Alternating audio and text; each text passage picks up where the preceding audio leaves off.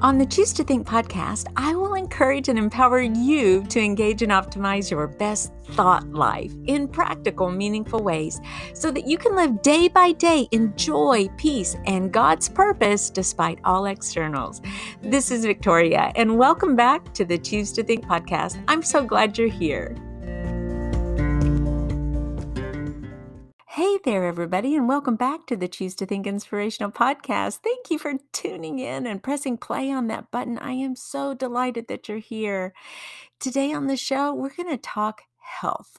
And as you know, on the Choose to Think Inspirational Podcast, we really talk about choosing to think in 4 areas of your life, in the area of wealth and purpose, relationships, your faith, and finally, health. And that's the topic of today's episode. Listen to this. I read this article called The 10 Neurological Benefits of Exercise, and I'll put the link in the show notes, and it outlines 10 benefits of moving around. Exercise decreases stress, social anxiety, and brain fog, while it improves how you process your emotions, increases your energy, focus, and attention, improves your memory and blood circulation, and prevents neurological conditions, as well as helping you to stay young. Okay, now, most of us know that exercising is of benefit to our bodies. Even the Bible says that exercise is of some benefit, although the spiritual disciplines are far superior. God has given us our bodies, and we ought to be good stewards of them. I know you want to be. And especially as we're coming into this holiday season and it's the hustle and bustle, and maybe you're particularly stressed and so forth. Listen, you're going to want to start moving around just to help you really take care of yourself during these next few weeks. The same article I just mentioned quotes someone named Wendy Suzuki. Now, she's a neuroscientist at New York University, and she's also a leading global expert on neuroplasticity. We've been talking all about that. Her book, Healthy Brain, Happy Life, she's quoted as saying this: think of your brain as a muscle. The more you're working out, the bigger and stronger your hippocampus and prefrontal cortex gets. This is important because the prefrontal cortex and the hippocampus are the 2 areas that are most susceptible to neurodegenerative diseases and normal cognitive decline in aging. Now, we know that exercise kicks into gear different areas of your brain that enables chemicals and neurotransmitters to increase your levels of alertness and energy, as well as how well you can concentrate or focus. Don't forget that what you eat also matters. Be sure to drink plenty of water and try to exercise outdoors when you can so that you can get a whopping dose of natural sunlight for vitamin D, as well as that oxygen-rich fresh air. We're honing in on the health component of our focus here for the podcast. And I'm going to position to you, I've given you a little bit of data and information already about what the impact of exercise does to your brain and all the benefits of exercising. As we're coming on to the holidays and it's getting a little bit chilly outside, I'm going to offer you a list of 14 ways that you can get your groove on and start moving daily to boost your energy and your mood, to save time and help you feel oh so good, as well as eliminate that stress that may have you feeling a bit overwhelmed or down. Now, some of these activities you've heard of, but stay tuned to the end for a special indoor technique that I use daily to keep myself moving. You're going to love it. Okay, so let's just dive right on in. Number 1, walk. You should walk at least 30 combined minutes a day. Feel free to vary your pace. This means you can park your car in the parking lot far from the front entrance of the building you plan to enter.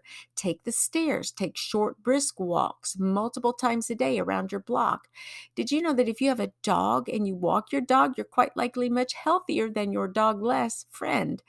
What a great way to double dip. Little Fido gets exercise and so do you. It's a win-win. Before you get started shopping and piling your cart high, go ahead and do 3 laps around the periphery of the store or the mall. If you have stairs in your house, make a point of going up and down them as often as possible. And stop using the elevator altogether. God gave you those legs, so start using them. Number two, do some rebounding or trampoline jumping. This is one of my favorite types of indoor exercise equipment. Rebounding lowers your blood pressure, even, and it's so gentle on your joints. Sometimes I even jog on the trampoline. I'll put a link in the show notes of the actual trampoline, indoor little mini trampoline that I purchased last year, and I absolutely love it. And it's very, very quiet. The one I had before had metal springs that squeaked, and it was so annoying, but not this one. Number three, jump on an exercycle. I've been known to rig my laptop across the handlebars of my exercycle with a small stretchy cord so that I can grade paper, Spanish papers, while I spin. I even put my Fitbit on my ankle so I can get credit for the movement because I'm determined to get those 10K steps in every day. But it might be other types of exercises that I'm doing that actually helps that to add up. The exercycle that I bought is actually small and it collapses into an upright position that takes up little floor space and doesn't sprawl all over. It's compact. And again, I'll offer that link in the notes. But speaking of the bike, can you ride yours to work instead of driving? Do you live close enough? Well, I used to work with a colleague who rode his bike everywhere. Do you imagine that he was in good shape? Yes, he was. Number four, dance. Put the music on and dance away. Remember, scientific studies show that any type of movement is good for your brain and your heart. Number five, jump rope. Ropes are easy to store, and you can grab a rope and do 100 reps and then throw it down and you're done. These types of bursts of movement get that blood circulating, and your brain and your heart will love it. Number six, do you watch TV? Well, when the commercials come on, stand up and walk in place. Don't allow yourself to idly sit. You could even try some simple stretches or deep knee bends. I do at least 5 deep knee bends every single morning, right when I get up, and it just feels so good to start my day like that. I also throw my hands in the air and I say, Lord, today is the day that you have made. I will rejoice and be glad in this day. And then I do my knee bend. Sometimes I go outside and do the same thing right when I let the dogs out right in the mornings. Another good thing about starting these habits, if you're not into some of these habits, is that you can start really small, take one little step in the right direction and keep doing that. Before you know, a habit is born. And also piggyback habits. If like the deep knee bends, the praising the Lord and letting the dogs out. I'm going to let the dogs out no matter what because they're squawking and barking. So of course I'm going outside to do that. And I just piggyback onto it, another habit that I want to have, and that's doing the deep knee bends, taking some really, really good inhales and deep breaths and just allowing my body to wake up and flood myself. I get the sunshine. I step outside. So as the sun's coming up, it lets my body know that I'm up and it's time for me to be alert. So the melatonin goes down and everything. So you can also piggyback some of these habits to things that you're already doing. Number 7, we mentioned walking a moment ago, but why not create walking dates with your friends? This is what I call double dipping. You get the brain and heart boost, plus you get to visit and feel connected to your friend or your loved one. Again, it's another win-win. And if you're working remotely, I've even heard folks conducting walking meetings. Put the idea out there, grab your phone and go. Number 8, do you have young kiddos or grandchildren? Actively play with them. Do stretches together. Watch movement videos for kids and groove and move with them. Make it fun and a part of your daily routine. You can also start some of those old games that you used to play, like hide and seek and Red Rover, Red Rover. All of those active games, jumping jacks, fun little things. Follow the leader. Just get yourself moving. You'd be surprised how it really, really does add up if you're doing it and making a point to do it every single day. Number 9. Now I'm curious about this one. Have you ever tried those exercise or stability balls? Do you like them? I've been considering one for when I'm at my desk, just so I'll move my legs and not keep my legs crossed.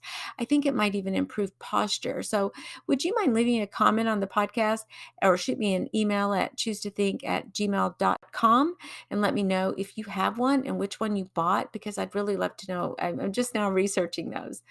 Number 10, speaking of your working environment, have you considered a standing desk?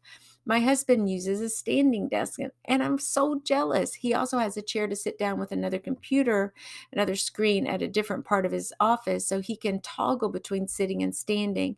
And this helps him to move regularly and almost effortlessly throughout his workday. Number 11, start cleaning. That's right. Vacuuming is also good for your brain. Put a little praise and worship music in your ears and go. Zip along. After about 5 to 10 minutes of this type of cleaning routine, you will feel oh so much better. Plus, you'll have a cleaner rug.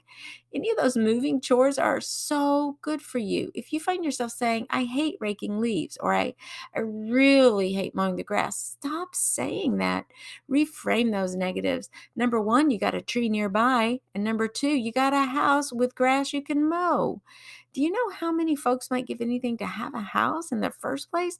Well, focus on the health benefits of these types of chores too. Start saying to yourself instead, I love raking leaves. It really gets my heart pumping. I get to increase my muscle mass in my arms.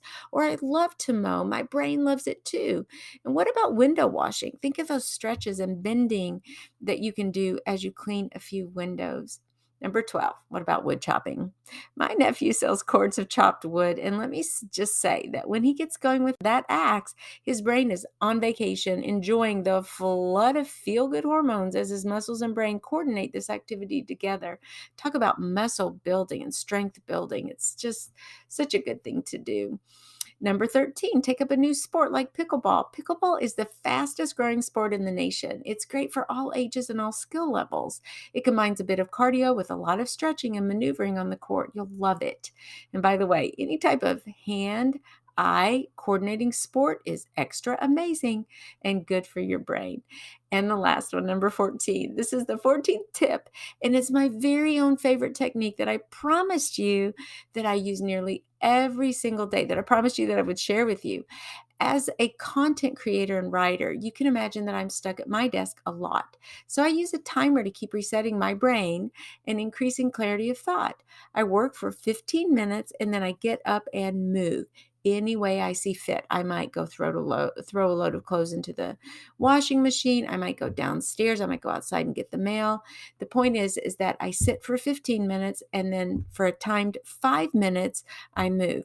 So this means that in 1 hour, I will have moved 15 total minutes.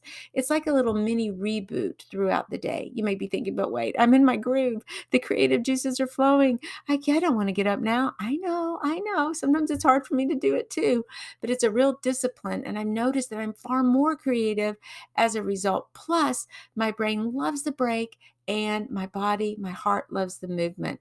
Sometimes without setting a timer, I totally lose track of my time. And before I know it, I've been sitting for 2 hours straight.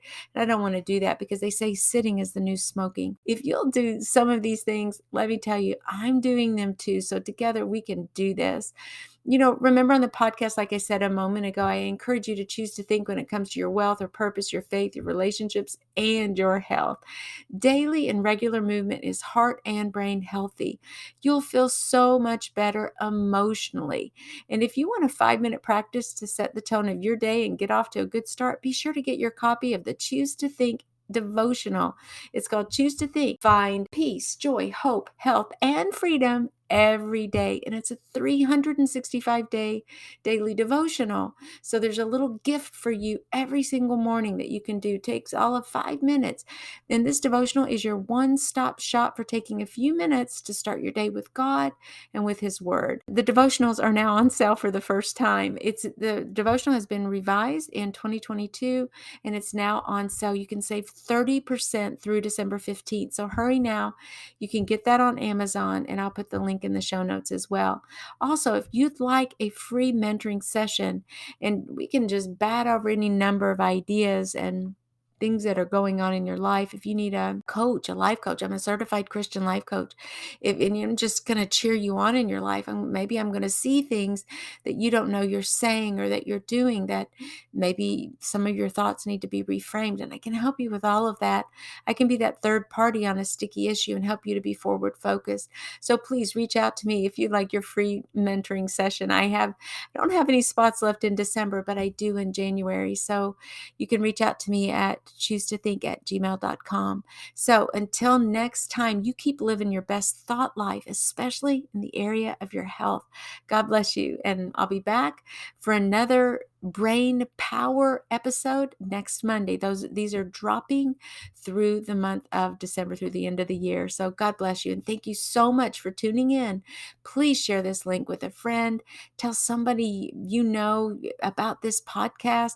Let them know about the devotional. What you're doing is really helping me to continue to sit here and work and try to encourage your heart every single week with all this free content on the podcast. So thank you. Together we can. Okay. I'll talk to you next episode. God bless.